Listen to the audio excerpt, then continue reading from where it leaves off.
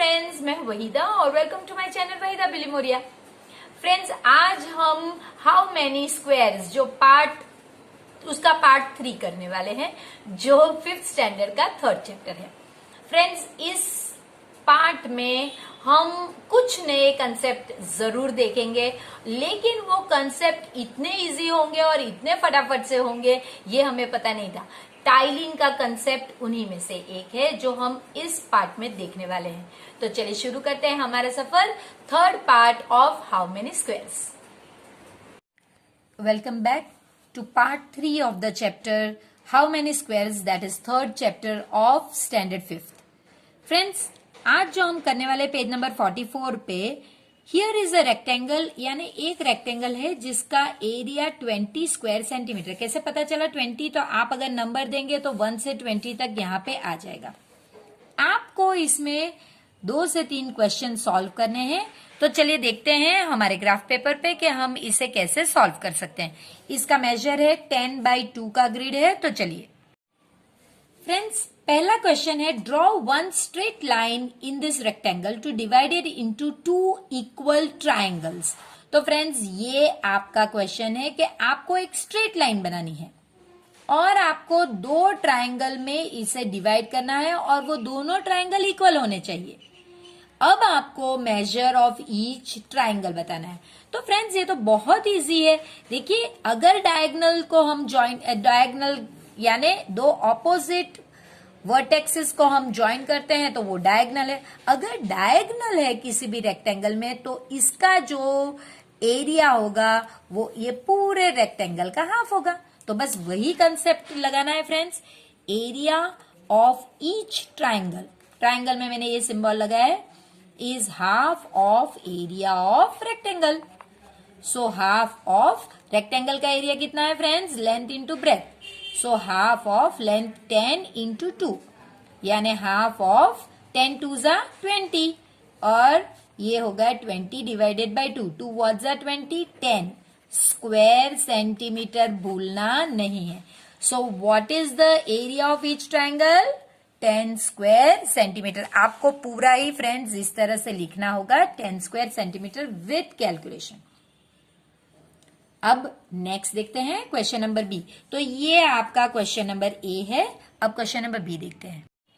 Question number B में friends आपसे कहा गया है, draw one straight line in this rectangle to divide it into 2 equal rectangles. यानी अब जो लाइन आप ड्रॉ कर रहे हैं उससे 2 सेम रेक्टेंगल्स बनने चाहिए, चाहे वो इस तरह से हो या फिर इस तरह से हो। तो देखिए, पहले मैंने लाइन हॉरिजॉन्टली लगाई और 2 रेक्टेंगल 10/1 के बनाए, और यहां पे मैंने लाइन वर्टिकली बनाई और 2 रेक्टेंगल्स जो है वो मैंने इस तरह से बनाए 5/2 के। तो चलिए फ्रेंड्स, आपको अब बताना है what is the area of each of the smaller rectangle. तो यहां पे 10/1 का बनता है, ये एक रेक्टेंगल है तो 10/1 का होगा। तो that is equal to length into breadth, that is equal to 10 into 1, that is equal to 10 square centimetre. और अब यहां देखते हैं, यहां पे 5/2, ये 2 है, तो हमारा लेंथ इंटू ब्रेथ होगा, यानी 5/2, यानी ये भी 10 स्क्वायर सेंटीमीटर। देखा फ्रेंड्स, कितना इजी सम। सिर्फ आपको रेक्टेंगल की फॉर्मूला लगानी है। ट्राइंगल की फिलहाल हमारे पास कोई फॉर्मूला नहीं, इसलिए हमें पूरा लिखना पड़ता है हाफ ऑफ रेक्टेंगल करके। लेकिन रेक्टेंगल की तो फॉर्मूला रेडी है, बस उसी में मेजर्स लिखिए और सॉल्व कीजिए। चलिए 3rd वन देखते हैं। क्वेश्चन नंबर 3 में फ्रेंड्स आपसे पूछा गया है कि draw 2 straight lines in the rectangle and divide it into 1 rectangle and 2 equal triangles. देखिए फ्रेंड्स, मैंने पहले एक रेक्टेंगल के लिए लाइन बनाई और फिर ये डायगोनल ज्वाइन करके 2 इक्वल ट्राइंगल्स बनाए। अगर आपको डायगोनल्स ज्वाइन करोगे तभी 2 इक्वल ट्राइंगल्स मिलेंगे, वरना फिर आपको वो रूल करना होगा जो हमने सेकंड पार्ट में किया हुआ था। तो आपको इसका मेजर देना है और ये 2 का। फ्रेंड्स यहाँ पे आप रेक्टेंगल को छोटा भी बना सकते हैं। ये मेरा मेजर है, आप चाहें तो 3/2 का रेक्टेंगल और इतने पूरे एरिया का डायगोनल ले सकते हैं। तो ये आप पे है, इसके आंसर्स अलग अलग आ सकते हैं। तो चलिए कैसे करेंगे, पहले हम एरिया ऑफ रेक्टेंगल ढूंढेंगे। एरिया ऑफ, ये हमारा पहला है, सी में पहला area of rectangle that is equal to कितना है 5/2। ये मेरा मेजर है, आप जो हो वो मेजर लिखिए। Length multiply by breadth that is equal to 5 multiply by 2 that is equal to 10 square centimetre. अब second, area of each triangle. Triangle हर एक ट्राइंगल का सेम ही है क्योंकि डायगोनल से हमने कट किया है। तो मेजर क्या होगा, आपके लिए फॉर्मूला नहीं है तो आपको पूरा ही लिखना पड़ेगा, half of area of rectangle, so that is equal to half. अब ये रेक्टेंगल का क्या मेजर है, वही है 5/2। आपने अगर यहां से कट करा होगा तो आपका 7/2 होगा, तो आप अप्रोप्रिएटली लिखिए। तो मेरा है 5 multiply by 2, so that is equal to half into 10, that is equal to 10 divided by 2 यानी 5 स्क्वायर सेंटीमीटर। तो फ्रेंड्स ये दोनों ही चीज पूछी गई थी तो हमने सॉल्व कर ली। तो आइए देखते हैं हम आंसर में कैसे लिखेंगे। मैंने अपने आंसर्स इस तरह से लिखे हैं कि मेरा ईच ट्राइंगल 10 स्क्वायर सेंटीमीटर का था, मेरा ईच रेक्टेंगल, ये और ये आंसर्स आपके और मेरे सेम आने चाहिए, 10 स्क्वायर सेंटीमीटर और यहाँ पे भी 10 स्क्वायर, लेकिन ये आंसर आपके अलग आ सकते हैं। मेरा रेक्टेंगल 10 स्क्वायर सेंटीमीटर और ट्राइंगल ईच 5 स्क्वायर सेंटीमीटर, आपका ये अलग आ सकता है। आप अपने हिसाब से ट्राई कीजिए, या तो 6 और इसका ईच का 7 आ सकता है, या फिर आपका अलग अलग मेजर्स आ सकते हैं, जैसे कि 8 है तो यहाँ पे 6 आ सकता है, आप चेक कीजिए। अब इसके बाद पजल विथ 5 स्क्वायर्स, यानी इस तरह के 1 बाय 1 के आपको 5 स्क्वायर्स लेने हैं और इन्हें अलग अलग शेप में ड्रॉ करना है, और फिर जो ग्रिड आपको पेज नंबर 45 पे दी गई है उसमें इन्हें एडजस्ट करके बताना है कि इनका एरिया और पेरीमीटर क्या सेम है। तो चलिए देखते हैं फ्रेंड्स ऑलरेडी ये 1 2 3 फिगर आपको दिए गए थे। अब मैंने इस तरह से एक्स्ट्रा फिगर्स बनाए हैं जिसमें ये इस तरह से 1 2 3 4 5, ये 1 2 3 4 5, ये भी 5, ये भी 5, ये भी 5, ये भी 5, ये 5 5 5। आप देख सकते हैं कि एरिया यानी कि जो कवर करने हैं 5 ब्लॉक्स वो तो सब में सेम है, यानी area of all the 12 figures. कितने फिगर्स आप ड्रॉ कर सकते हैं फ्रेंड्स, 12। ये 12 फिगर में एरिया सेम है, तो क्या पेरीमीटर में क्या फर्क होगा ये आपको बताना है।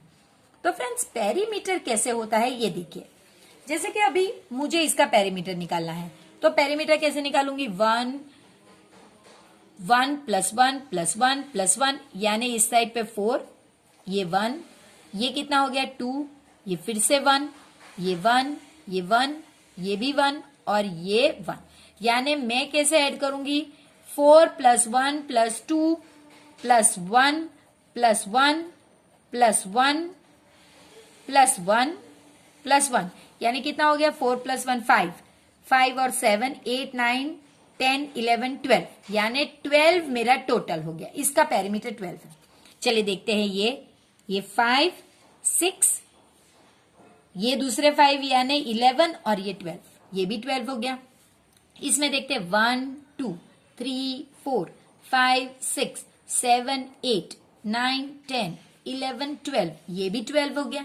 फ्रेंड्स आप जैसे ये फिगर्स को देखोगे तो आपको पता चलेगा सारे फिगर्स का पेरीमीटर 12 है एक्सेप्ट ये वाला फिगर। मेरा ये फिगर के है, आपके में इसका नाम अलग हो सकता है। देखिए ये 2 है, यहाँ पे 3, ये 1, ये 1, ये 1 और ये 2। तो देखिए 2 plus 3 plus 1 plus 1 plus 1 plus 2 कितना हो गया, ये 5 6 7 8 और 2 10, यानी ये 10 हो गया। बाकी के सारे फिगर 12 स्क्वायर से नॉट स्क्वायर, सॉरी फ्रेंड्स, ये पेरीमीटर है तो इसका सिर्फ सेंटीमीटर आएगा, लेकिन ये वाला फिगर है इसका मेजर 10 सेंटीमीटर आएगा। तो चलिए अब हम आंसर देखते हैं और लिखते हैं। How many different shapes can you draw? तो हमने 12 शेप्स ड्रॉ किए हैं। आप वीडियो को पॉज करके वो सारे ही शेप अपनी बुक में भी ड्रॉ कर सकते हैं। Which shape has the longest perimeter? How much? हमने देखा कि लॉन्गेस्ट पेरीमीटर 12 सेंटीमीटर है और ऑल शेप्स एक्सेप्ट के, यानी के को छोड़ के सारे ही शेप के लॉन्गेस्ट पेरीमीटर है 12। Which shape has the shortest perimeter?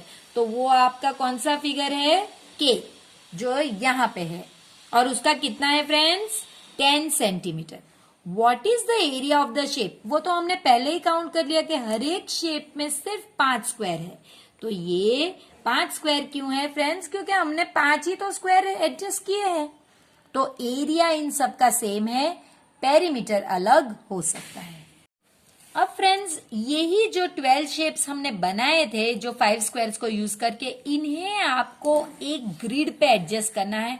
ये ग्रिड 10/6 का है, यानी कि 10 इंटू 6, इसमें टोटल 60 स्क्वायर होंगे।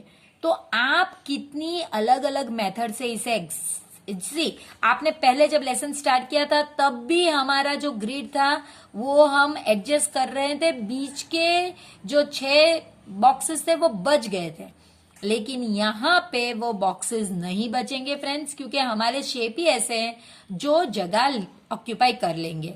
तो फ्रेंड्स, ऐसे आप देखकर हैरान रह जाओगे कि अगर 10/6 का ग्रिड है तो यहाँ पे 2000 मेथड में आप इसे एडजस्ट कर सकते हैं, जबकि अगर यही आप 5/12, क्योंकि आपको तो 60 बॉक्सेस चाहिए ना, तो 5/12 के ग्रिड पे करोगे तो आप 1000 अलग अलग मेथड से कर सकते हो।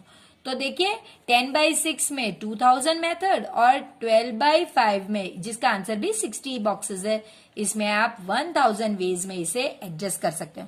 फ्रेंड्स, आपको करना यह है कि आपको ये 12 जो भी हमने लास्ट एक्सरसाइज में किया है वो शेप्स को आपको कार्डबोर्ड पे कट करना है और फिर इस तरह का एक ग्रिड बना के उस पे एडजस्ट करके ये गेम खेलनी है।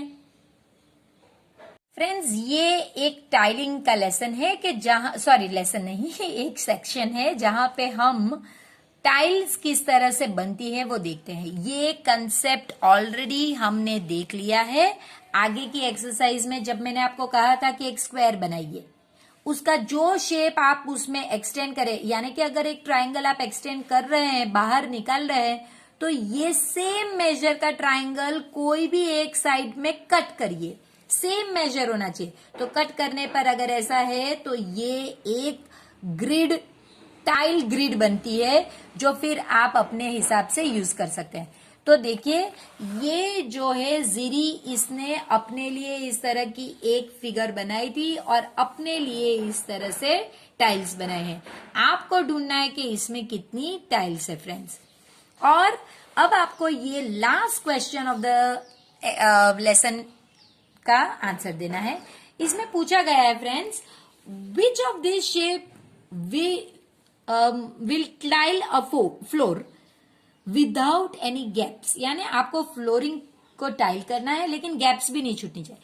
फ्रेंड्स देखिए, अगर ये शेप यहाँ पे निकला हुआ है तो यहाँ पे अंदर होता तो ये टाइल होता, ये बाहर ही है दोनों, तो ये नहीं हो सकता।